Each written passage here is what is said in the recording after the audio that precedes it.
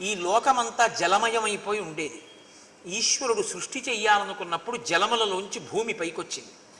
ఆ భూమిని పైకొచ్చినప్పుడు మొట్టమొదట బ్రహ్మదేవుడు ఉన్నాడు. బ్రహ్మదేవుడికి మరీచికి కశ్యపుడికి సూర్యభగవానుడికి వైవస్వత మనువుకి ఇక్ష్వాకుకి కుక్షికి వికుక్షికి బాణుడికి అనరణ్యుడికి పృథువికి త్రిశంకుడికి దుందుమారుడు, ఆయనకి యువనాశ్వుడు, ఆయనకి మాంధాత, ఆయనకి సుసంధి, ఆయనకి ధ్రువసంధి, ఆయనకి భరతుడికి అసితుడికి సగరుడికి అసమంజసుడికి అంశుమంతుడికి భగీరథుడికి కాకుత్సుడికి రఘుమహారాజుకి కల్మషపాదుడికి శంఖణుడికి సుదర్శనుడికి అగ్నివర్ణుడు, ఆయనకి శీఘ్రగుడు, ఆయనకి మరువు, ఆయనకి ప్రశుశ్రుకుడు, ఆయనకి అంబరీషుడికి నహుషుడికి నాభాగుడికి అజుడికి దశరథ మహారాజుకి నలుగురు.